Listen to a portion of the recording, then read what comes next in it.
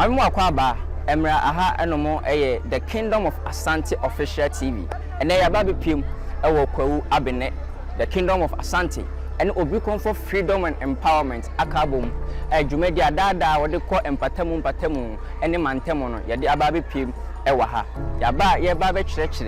Efa Ahunidi, and Esan say, Tron say, we Yamasum Pefrua, Ahunidi, and Oho, and Untina Babi Pim, Kwahu Abene, I am Omanfo. Eba be din kitawudi afa ahosiesie ene ahonidie ho ye hwe a ye gina eye Kwahu Abene oba ahema ahemfie ye kone ne na pa akotwehwe enkomo afa ni kuro ho se de be ya Kwahu Abene ede wontoma pa ebefira ewo ahonidie mu ene niema ekeka ho bidin ede abrowana na ote anankandro na mudi abeto ye nimu wo Abene ha ye Kwahu ahenkuro de me so meka kire mu ne se enema na mbe titru ne farms no nsase de so mo are ready say aduma ne bekoso a mo benya bebre na emom nso na asem no nso toto de sebe enipa nim sane ebesi aye nti dam no ana mo betimi ama aba na boa ye nyina ne yetimi aye de ese ye no se eno amamu a ebi ebedu baabi na nsututo no asesa na madwuma no aba fom nti mo beboa sane damu a mo beye no na ama mfudie na timi aye pepepe mo de beboa yen no na yehu efa ne toilet sei sabe eye nipa ho ade ase eni nipa ho a na ayo hawo nti eno mo beboa na yenya bibi sa aka yede kakra ye wone ho na boa ye nyina ne ahomedie no na ye adwuma pepepe de aka wa kire ye mpaebo se Awurade so beka ho na bibia aye pepepe na atumpon sane emeka no mpuntuo bebam na daache ya unse aye maye ba ye se o mo abeboa ye pa o mo amedia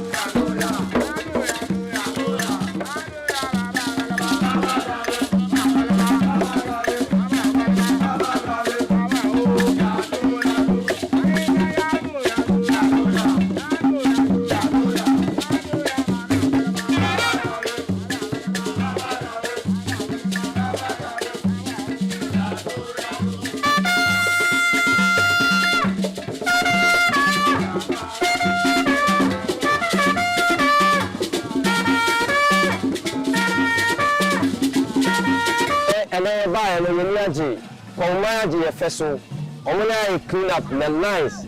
o se se ade Ghana ya be bia be for bia plastic se a situation the environment be bia yeda be bia edidi be bia be plastic ena o se ade be bia ya se so kona plastic ni na yetimi ya no shi ena yake perfume na bom na feel so no ene se no ye ba komai ye no mu be kasa se ye clean up be bia community ni na ye no mu na kabom ama no see we go share by 5 years time only Kwahu obekase wo do America it's also magic sanitation to makoma so ye ba be chiro proper way of separation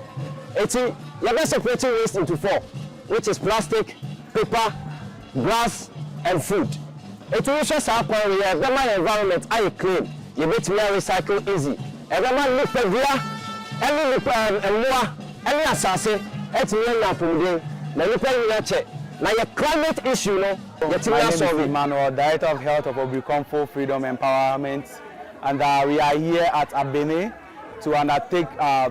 cleanup exercises. So our aim